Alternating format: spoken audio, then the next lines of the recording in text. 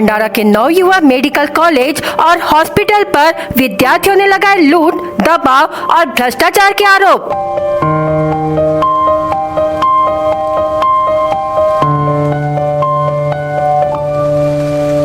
नवयुवा college में विद्यार्थियों से uniform के नाम पर 11,000 रुपए की लूट का आरोप।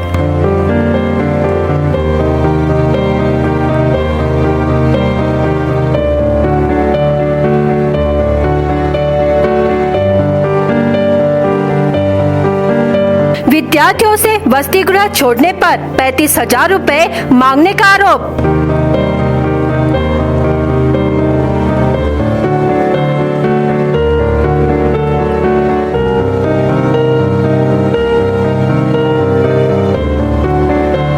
विद्यार्थियों को इतना परेशान किया जा रहा है कि उन्हें आत्महत्या प्रवृत्ति से गुजरना पड़ रहा है।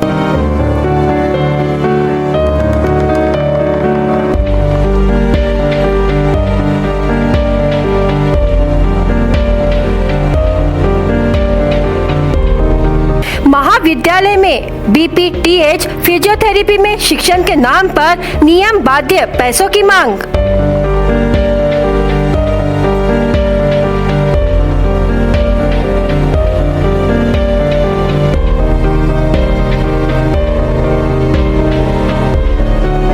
प्रशिक्षण के लिए विद्यार्थियों से 5,000 रुपयों की मांग का आरोप।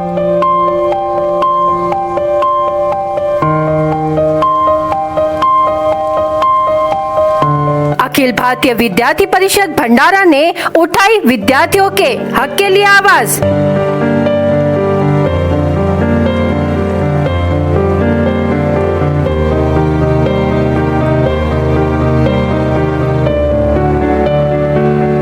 मांग पूरी न हुई तो करेगी आंदोलन।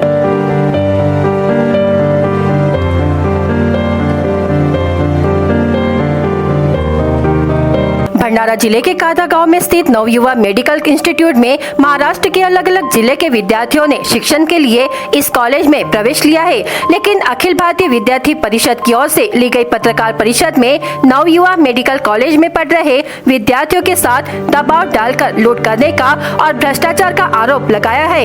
इस कॉलेज में इतना दबाव विद्यार्थियों को किया जाता है कि विद्यार्थियों पर आत्महत्या जैसे प्रवृत्ति से गुजरना पड़ रहा है। ऐसे अन्य कई आरोप आज पत्रकार परिषद में लगाए गए हैं। बता दें कि नवयुवा कॉलेज काथा में स्थित है, जहां अंदाजे 40 से 50 विद्यार्थी पढ़ रहे हैं। विद्यार्थियों ने एकजुट होकर अपने हक के लिए नवयुवा कॉलेज पर आरोप लगाया कि बीपीटीएच फिजियोथेरेपी में 5,000 रुपए की मांग, यूनिफॉर्म के लिए 11,000 रुपए की मांग, वसति गृह में रहने के लिए सुविधा न होने पर अगर विद्यार्थी छोड़ता है तो 35,000 रुपयों की मांग की गई है। साथ ही इस कॉलेज में नियम के अनुसार पढ़ाई और प्रशिक्षण नहीं कराया जाता। शिक्षक का हमेशा बच्चों पर दबाव रहता है। जिस तरह से मेडिकल इंस्टीट्यूट ऑफ कॉलेज में सुविधा होनी चाहिए, लेकिन यहाँ सुविधाओं का अभाव बना हुआ है। नवयुवा कॉलेज अपने ही नियम से विद्यार्थियों को मानसिक दबाव डालकर जबरन पैसे भरने का, नहीं तो कॉलेज एग्जाम में बैठने नहीं दिए जाने का ऐसा आरोप विद्यार्थियों ने नवयुवा कॉलेज पर लगाया है। जो विद्यार्थी यहाँ पढ़ते हैं उनकी हालत नहीं होती जो कॉलेज को इतना पैसा देकर शिक्षा प्राप्त करे, और जो नियम के खिलाफ है। और जो विद्यार्थी पैसे देते हैं उनको उनकी फैसिलिटी के हिसाब से शिक्षा भी प्राप्त नहीं होती। यदि इस हॉस्पिटल कॉलेज में कितने वर्षों से विद्यार्थियों को लूटा जा रहा है और कितना पैसा अभी तक लिया गया है। भंडारा में नवयुवा मेडिकल कॉलेज इंस्टीट्यूट ऐसा है जैसे मुन्ना भाई एमबीबीएस हॉस्पिटल, जो फिल्म में बताया गया है कि कोई आता है तो तुरंत अस्पताल में मरीज, डॉक्टर, कर्मचारी बनावटी निर्माण कर एक असली हॉस्पिटल बताया जाता था। वैसे ही भंडारा नवयुवा हॉस्पिटल में समिति जांच आने पर कॉलेज के विद्यार्थी और आसपास के नागरिकों को मरीज बनाकर हॉस्पिटल में रखा जाता था और बनावटी डॉक्टर्स और स्टाफ रखा जाता था, ताकि जांच समिति को ये लगे कि हॉस्पिटल सुचारू रूप से शुरू है। इस तरह से कॉलेज और हॉस्पिटल चलने का आरोप विद्यार्थियों ने लगाया है। इसकी जांच की मांग की है। इस कॉलेज में जब भी कोई समिति जांच करने आने वाली होती है, तब तक विद्यार्थियों को मरीज और साथ ही नजदीक पास के लोगों को मरीज और किराए के शिक्षक, डॉक्टर्स रखकर समिति समिति को गुमराह करने का आरोप है। इस विषय को लेकर अखिल भारतीय विद्यार्थी परिषद ने जिलाधिकारी और पुलिस अधीक्षक को निवेदन देकर जल्द से जल्द कार्रवाई करने की मांग की है।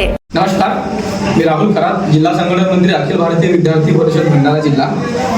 आज या ठिकाणी सर्व विद्यार्थी एकत्रित यायचं कारण म्हणजे भंडारा शहरालगत असलेल्या कारदा या ठिकाणी Navyuva medical institute and multi speciality hospital असं चालतं। त्या ठिकाणी एकाच इमारतीमध्ये 5 प्रकारचे कोर्सेस चालतात। ANM nursing, GNM nursing, BSc nursing, BPTचं फिजिओथेरपी कॉलेज चालतं आणि तिथे एक कॉन्व्हेंट स्कूल चालते, विराज कॉन्व्हेंट स्कूल। अशा पद्धतीने तिथे एकाच बिल्डिंग मध्ये हे सर्व कागदोपत्री चालतं आणि ज्या ठिकाणी BPTचे जे विद्यार्थी महाराष्ट्रातल्या इतर अनेक जिल्ह्यातून शिकायला आलेले आहेत, अशा अनेक विद्यार्थ्यांना तिथे एकाच बॅचच्या विद्यार्थ्यांना अनेक कोर्सेससाठी वेगवेगळ्या चौकशी समित्या आल्याच्या वेळी विद्यार्थ्यांना वापरलं जातं। विद्यार्थ्यांवर दबाव तंत्राचा वापर करून त्यांना त्यांच्याकडून त्या कोर्सची माहिती रटवून घेतल्या जाते व त्यांना आलेल्या चौकशी समित्यांना सांगितलं जाते। हा सर्वात मोठा या संस्थेने केलेला विद्यार्थ्यांसोबतचा एक मोठा धोका व भ्रष्टाचार आहे।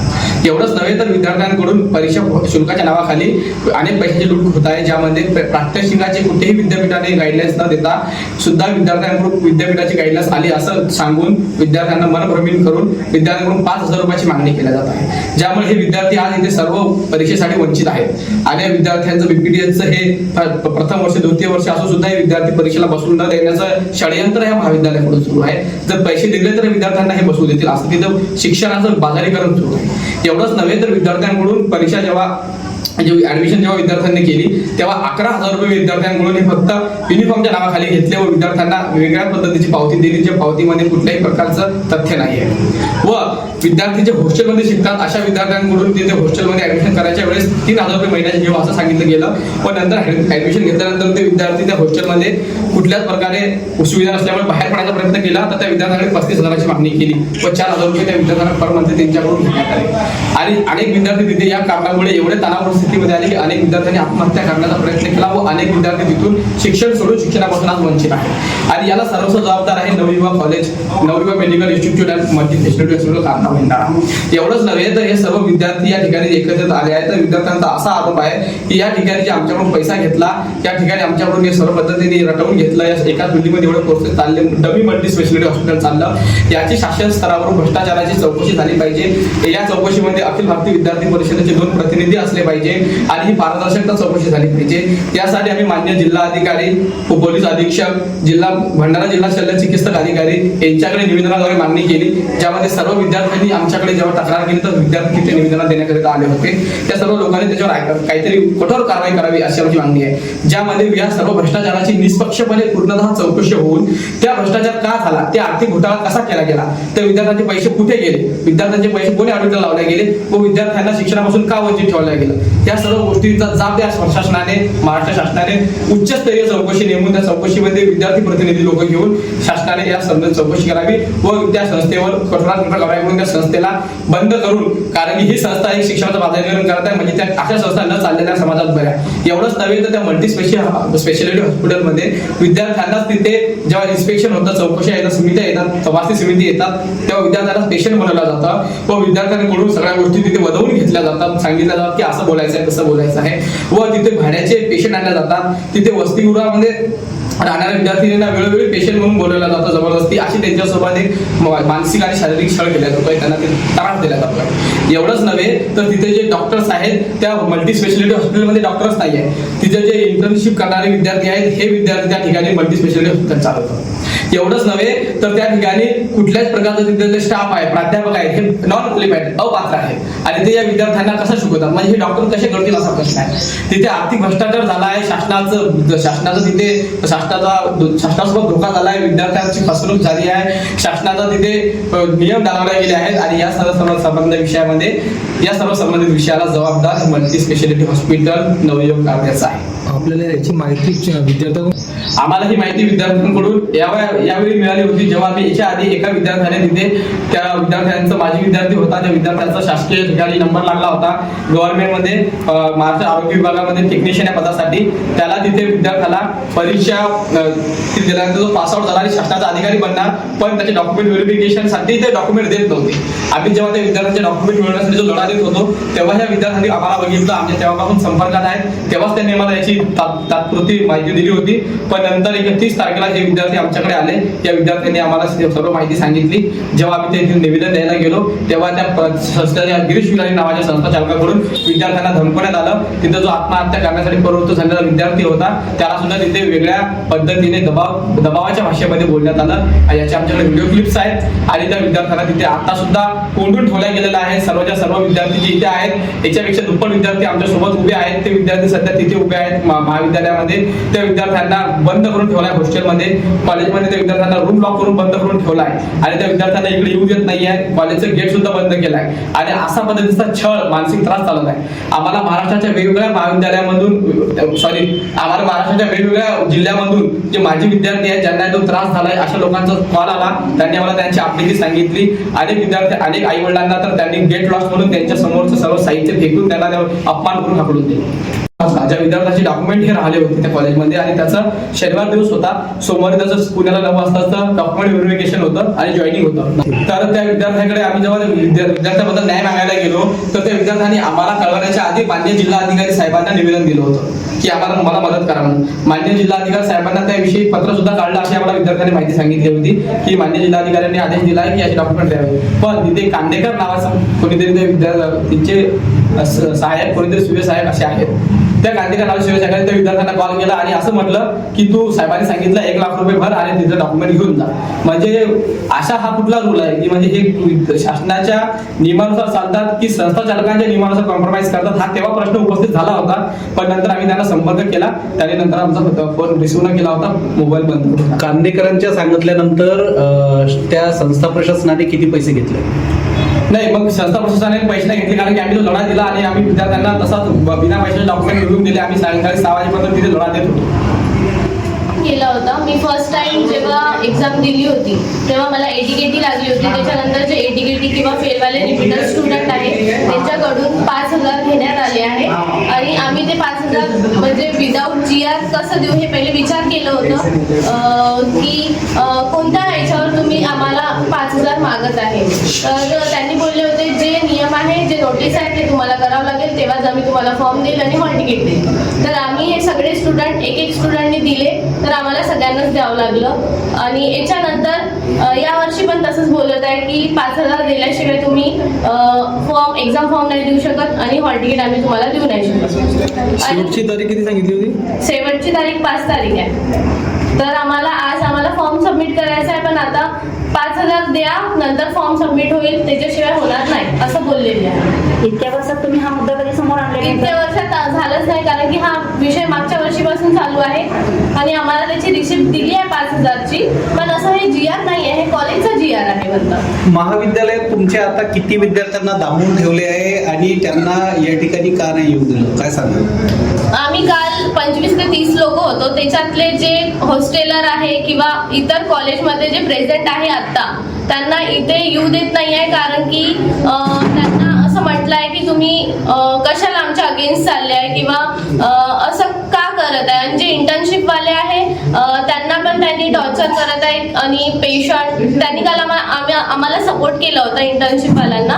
तर त्यांचं आज नाव तिथे आलं आहे. तर त्यांनी कॉलेजमध्ये आता इंटर्नशिपचे जे पेशंट आहेत ते त्यांना हात नका लावू बोलत आहे आणि त्यांना मेंटली टॉर्चर करत आहे आणि एक दोन मुलांना म्हणजे एका रूममध्ये बोलवून त्यांच्याकडून सगळं काय काय झालं हे सगळं विचारत आहे.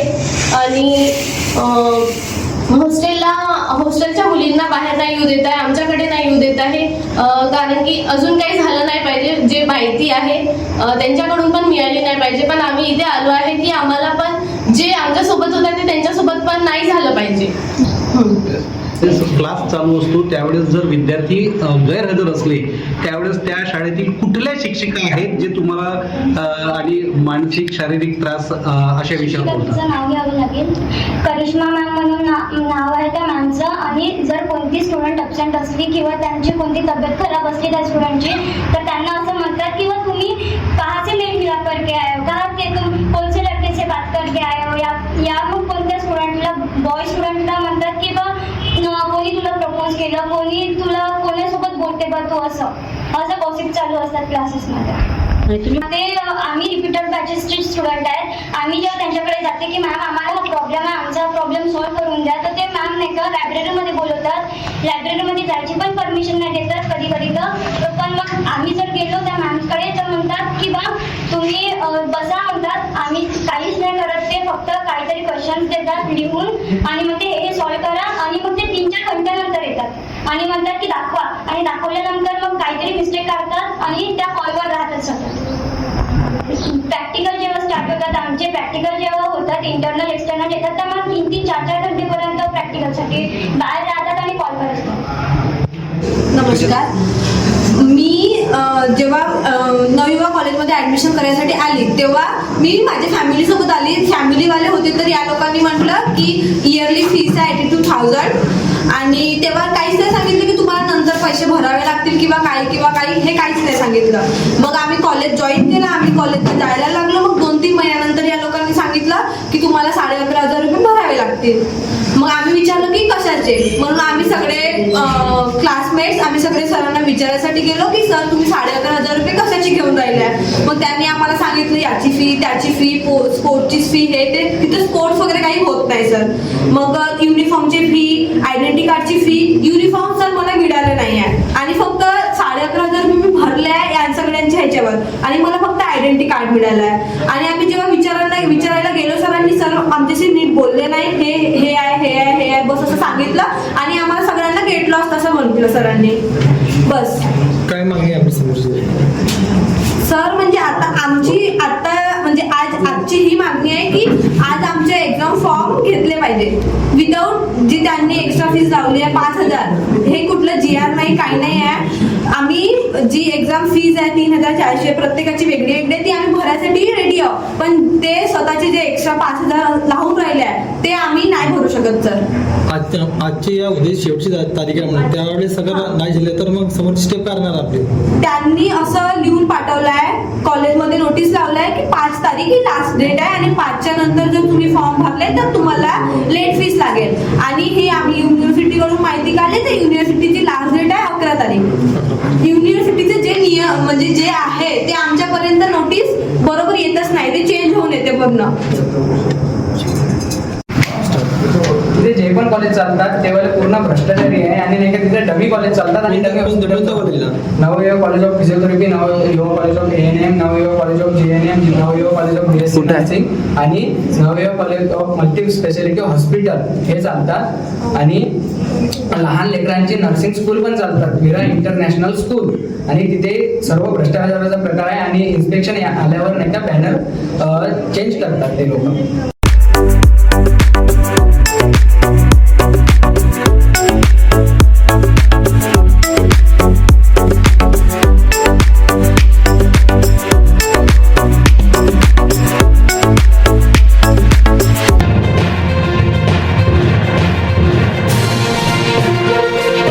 इस वक्त की बड़ी खबर। गोंदिया शहर के फुलचर नाका इलाके में बजाज केमिकल कंपनी में आज सुबह करीब 8 बजे भीषण आग लग गई। गनीमत ये रही कि इस आग में कोई जनहानि नहीं हुई, लेकिन आर्थिक नुकसान भारी होने की आशंका है। फैक्ट्री में लाख की प्रोसेसिंग कर फर्नीचर पॉलिश का निर्माण किया जाता है। इसके साथ ही कंपनी में लाख का बड़ा स्टॉक होने के कारण आग की तीव्रता काफी तेज है।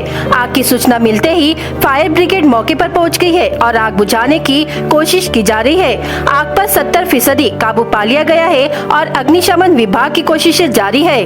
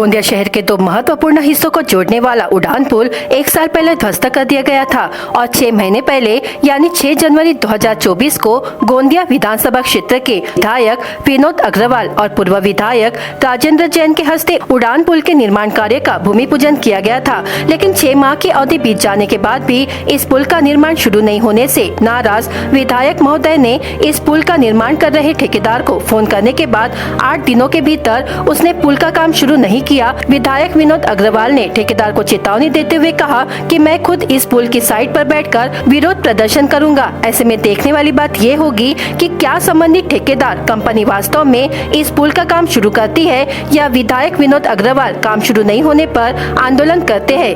नमस्कार। आज गोंदिया आरोपी का मुद्दा ये गोंदिया की जनता के लिए एक बहुत ही महत्वपूर्ण उनके रोजमर्रा के जीवन से जुड़ा हुआ मुद्दा है। विगत दिनों अनेक अड़चनें थी, अड़चनों को दूर करके टेंडर करके आज पूरे 6 महीने हुए वर्क आर्डर हुए। वर्क आर्डर होने के बाद भी 6 महीने से संबंधित कंत्राटदार ने यहाँ पर काम शुरू नहीं किया है। बार बार मैंने कॉन्ट्रैक्टर से भी संपर्क किया, संबंधित विभाग के अधिकारियों से संपर्क किया। आखिरकार आज उनको यहाँ पर जगह पर भी बुलाया। मुझे इसमें थोड़ा संदेह नजर आता है कि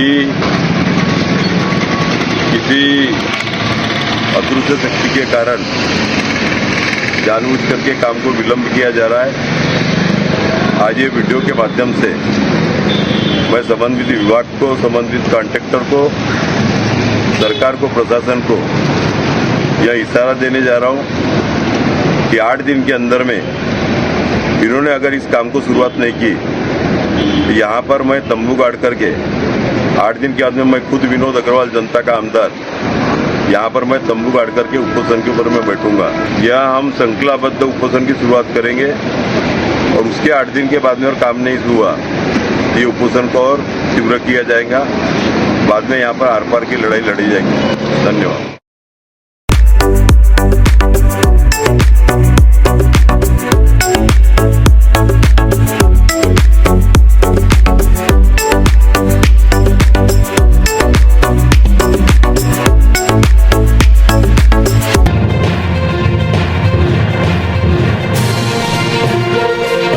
नागपुर के उप निदेशक डॉक्टर कंचन वानेरे इन्होंने 3 मई 2024 को लाखांदूर तालुका में प्राथमिक स्वास्थ्य केंद्र, उप केंद्र और ग्रामीण अस्पताल लाखांदूर के तहत कार्यान्वित स्वास्थ्य संबंधी कार्यक्रम की समीक्षा की और मार्गदर्शन किया। उसी तरह ग्रामीण अस्पताल लाखांदूर, प्राथमिक स्वास्थ्य केंद्र बारवा का भी दौरा किया और निरीक्षण किया। इस निरीक्षण के दौरान जिला स्वास्थ्य अधिकारी डॉक्टर मिलिंद सोमकुंवर, जिला शल्य चिकित्सक डॉक्टर दीपचंद सोयाम, अतिरिक्त जिला स्वास्थ्य अधिकारी डॉक्टर सचिन चौहान, सहायक जिला स्वास्थ्य अधिकारी doctor Mahendra Dhanvijay, DTO doctor Amardeep Nandeshwar, मंडल कार्यक्रम अधिकारी मनीष नंदनवार, तालुका स्वास्थ्य अधिकारी पौनी डॉक्टर SD कैकाडे, तालुका स्वास्थ्य अधिकारी लाखांदूर डॉक्टर पडोले, जिला स्तरीय कार्यक्रम अधिकारी, चिकित्सा अधिकारी, सामुदायिक स्वास्थ्य अधिकारी, स्वास्थ्य कार्यकर्ता, आशा, समूह प्रवर्तक उपस्थित थे।